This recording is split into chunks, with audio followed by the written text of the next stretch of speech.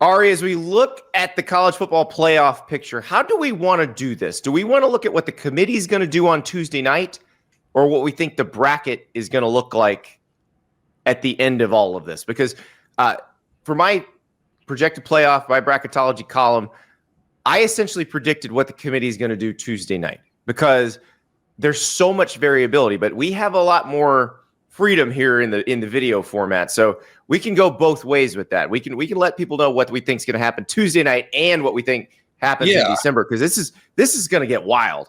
Yeah, I think that we should just start with what your projections for Tuesday are, and then go off there, and we can just branch off onto areas where I may or may not disagree.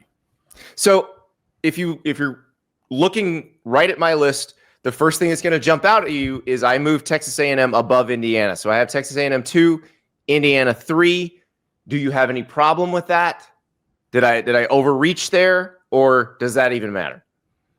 I don't really even think it matters. I don't think that the committee will change. I mean, I don't know. Every new committee is different. This one is really emphasizing, it feels like, the eye test. So maybe, seeing a team struggle for the first time all year. Wasn't the first time. Indiana struggled with Iowa too.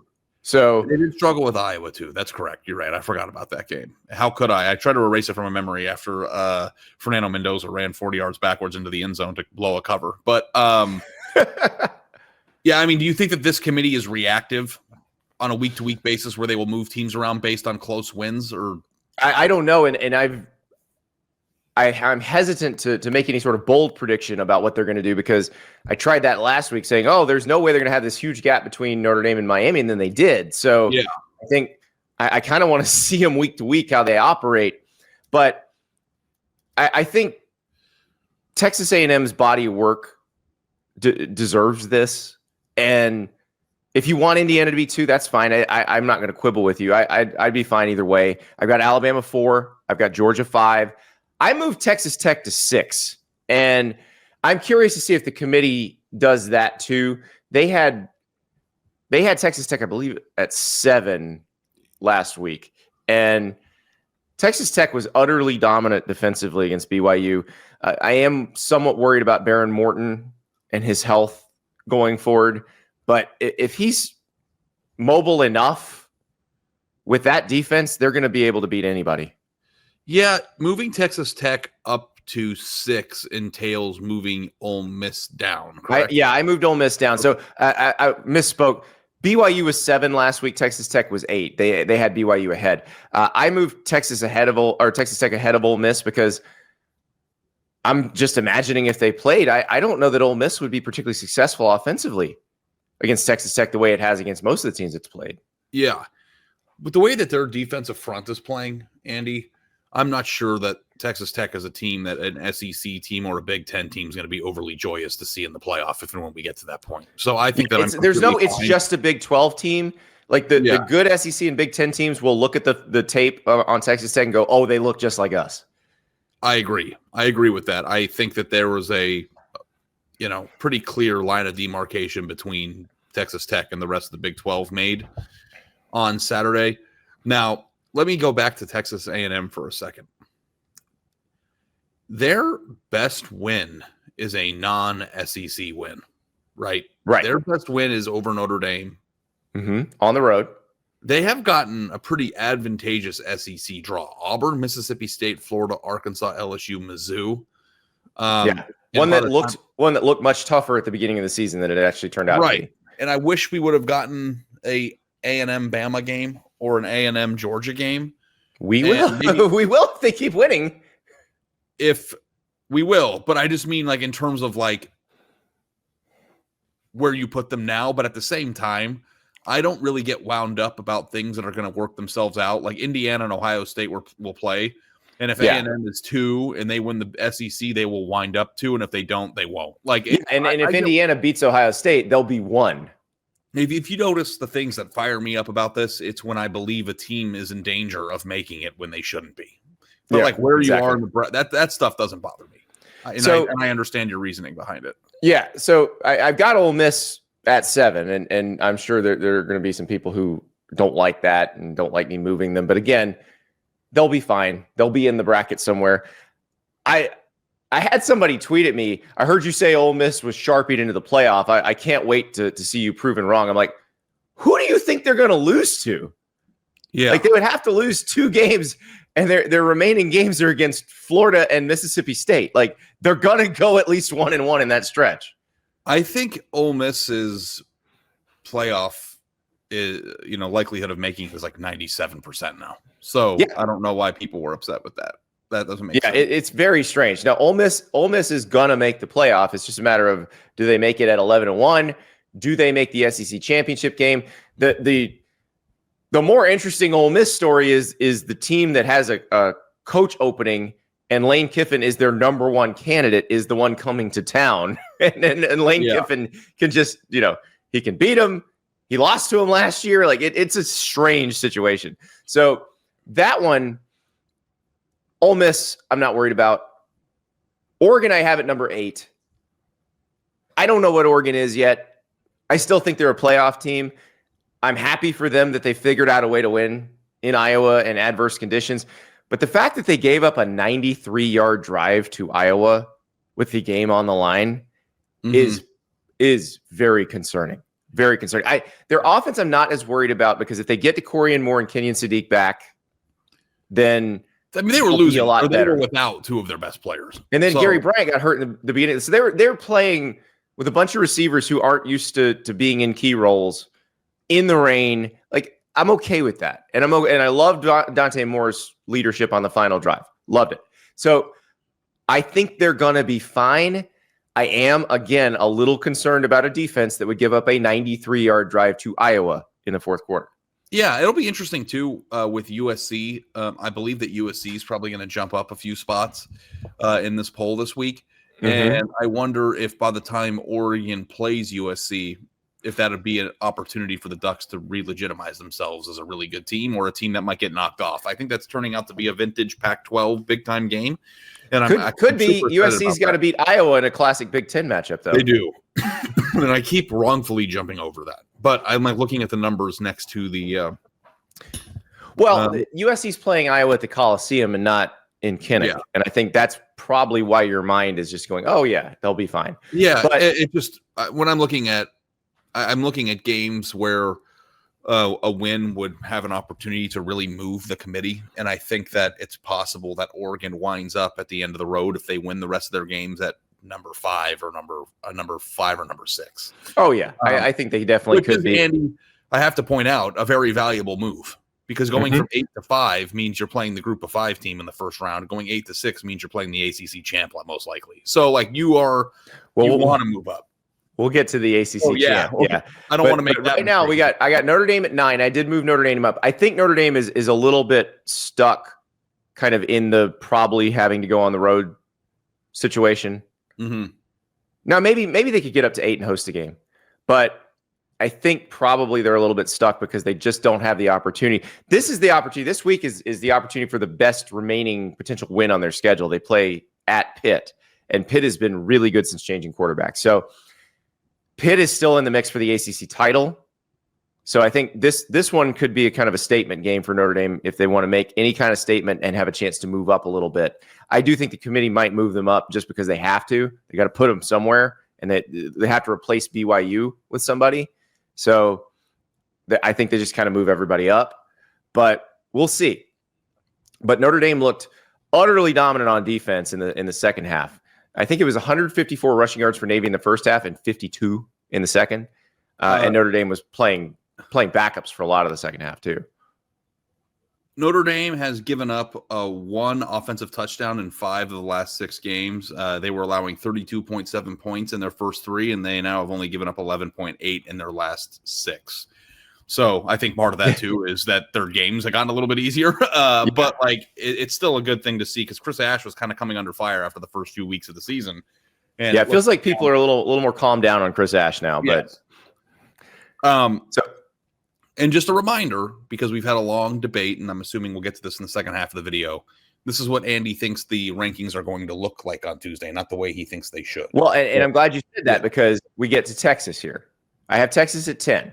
This is where I think they're probably going to wind up Tuesday. I don't think they can wind up here when the bracket is finished.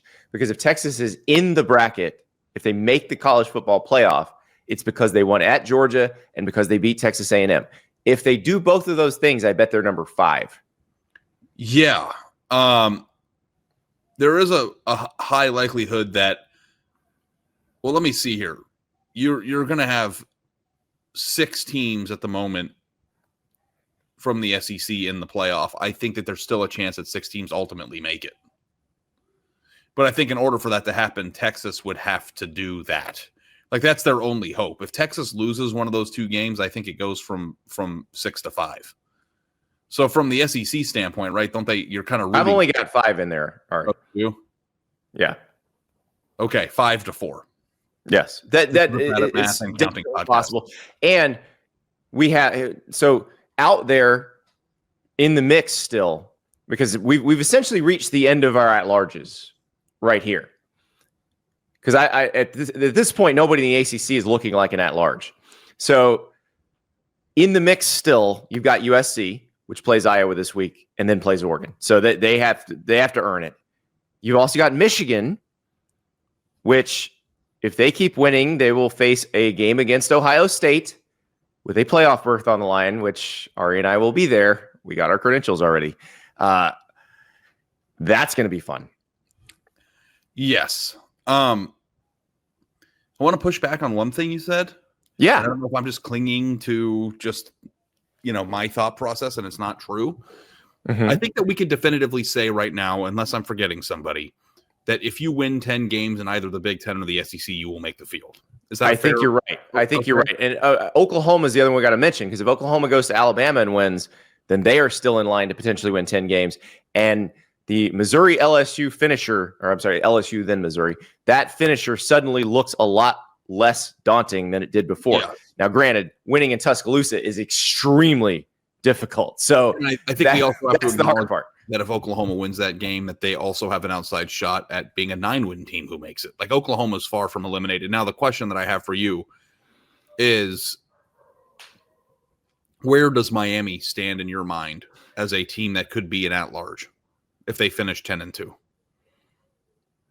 If they're 10-2, oh, that's a good question. I think they're in. I think there's a chance, because the other teams are going to lose. Like, if Miami's in there at 10-2, it means Oklahoma's lost, Texas has lost, USC has lost, Michigan has lost. You're out of teams at that point. Like, you have to decide between maybe like a Miami and a Utah, which has 2 losses, but one of those losses is to BYU. So if BYU doesn't take another loss, it's going to be hard to jump them over BYU. And I don't think that Oklahoma at 9-3 would jump over a 10-2 team from the ACC with the top 10 win.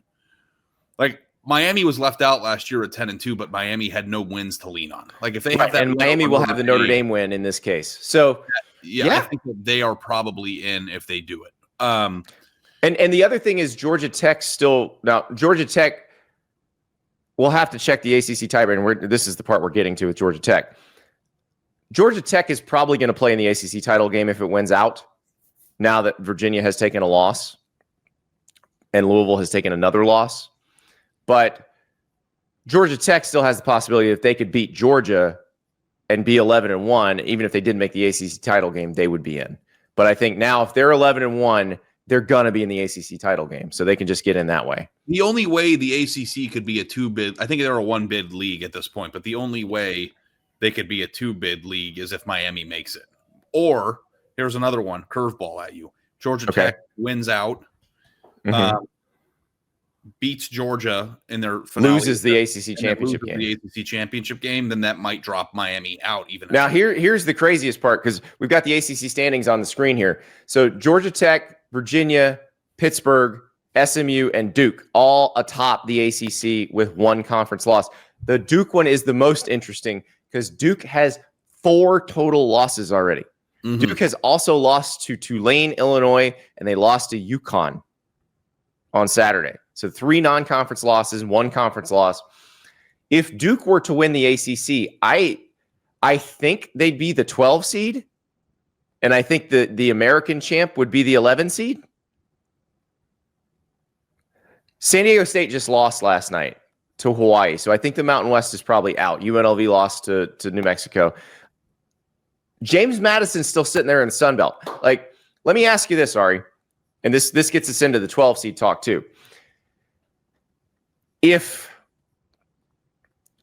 Duke wins the ACC, which they would have to win out, so they would end up being 9-4 with a win in the ACC championship game. Would they be ranked ahead of a 12-1 Sun Belt champ James Madison and the American champ? I'm not sure they would. I don't know about the American champ. I think the real interesting question is whether the ACC's champ would be left out. That's what I mean. Because James Madison at 12-1 would be the argument. Would they go in, or would ACC champ Duke get in? Who would you put? I don't know. Probably James Madison. That's wild. Now, is it possible? I don't know if this is possible because I've never considered this, and maybe it's against the rules. Is it possible for, if you don't take the ACC champ in the playoff, that means you can't have an at-large bid, right? No, you can have an at-large bid. It's the 5 highest ranked conference champs. Okay, so you could still conceivably put Georgia Tech in or Miami. Oh, yeah, Georgia Tech or Miami could get in. Absolutely. That would be bonkers, dude. Mm-hmm. Yep, sure would. And I don't think anybody would be talking about the sacredness of the conference championship and all that if that were the case. Because when you lose that many non-conference games, you forfeit that. There would be some angry people, but a lot of them would probably be in North Carolina. You've also hurt your conference, by the way, by losing those non-conference games. Yeah. So, well, I mean, it also just highlights how ridiculous, too, how many teams are in them to begin with and all that. But let's bring up the American standings now, because Tulane beat Memphis on Friday night, which creates a giant logjam at the top of the American. Navy, USF, Tulane, and North Texas and East Carolina all with 1 loss. Memphis has 2, so they would need a lot of help at this point to get in the conference championship game. I don't know who winds up in the conference championship game, because the problem is a lot of these teams don't play each other down the stretch. So, like, North Texas isn't playing any of these teams. I don't think East Carolina is playing any of these teams down the stretch. So it is going to be a very confusing situation in the American as well. I believe that Memphis still plays ECU and Navy, so they could muck things up a little bit. Memphis plays Navy on the last regular season game this season. Yeah, and I think they play ECU too. They do. They play East Carolina in Greenville, North Carolina this week. Yeah. So, if Memphis gets hot, they could potentially knock 2 teams out of their, My gut says we're going to see a Tulane USF American Championship game. That seems like the most likely scenario to me. And frankly speaking, USF to me looks like the team that has the highest ceiling, even though Memphis beat them. Like when USF is playing high level football and things are going well, like they seem to have a level of athlete that, I mean, they've proven it. So, but yeah, I don't know how this is a bad at counting and a bad at math podcast. Someone that's much smarter than me is going to have to explain to me like what the tiebreakers and stuff are. Listen, someone much smarter than both of us has created tiebreaker calculators for all of these conferences, and God bless this person for doing it. We thank you so much, because they've at least got all the Power 4 conferences. We're probably going to need one for the American. So if somebody wants to create one of those online, please do it, because it's going to get real confusing here down the stretch. The ACC is an absolute mess. And I am here for the next few weeks, because like the craziest thing is Pitt has so much control now that Louisville has taken conference loss number 2, because Pitt's only conference loss to Louisville. But Pitt doesn't even play an ACC game this week. They play Notre Dame.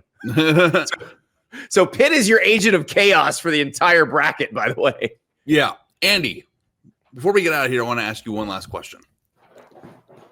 What team not currently in your bracket for what is going to happen on Tuesday do you think has the highest chance of actually making it when it's over? Is that a hard question? Hold on. I'm gonna pull the pin on this and throw it like a grenade and then run away. Okay, please. It's Michigan. that gift. Oh, yeah.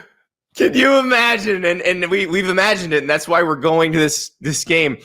If Michigan wins out to the Ohio State game, and it gets to the Ohio State game, and that is for a playoff berth, and it is to keep that winning streak against Ohio State alive. You're wild. I mean, oh my God.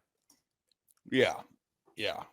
I don't even want to comprehend that until we get into the headspace of late November. Well, that's the problem. I think if we do that, there's a chance they lose to Northwestern or Maryland, and it's just like, let's just get to Detroit on Friday after Thanksgiving on Black Friday with them being only a 2-loss team, and then we'll have plenty of time to imagine that. But that has been out there like a big fat blood moon for the past 2.5 weeks, and we've been talking about it and alluding to it on the show. USC is definitely still in it, but they have a big challenge because they've got to beat Iowa and Oregon in back-to-back weeks.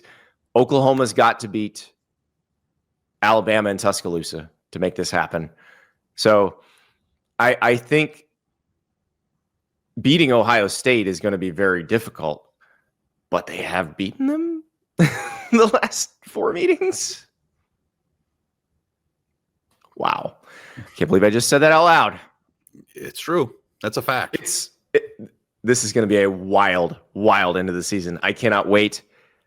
We'll see what they do on Tuesday night, and then we will try to parse it from there.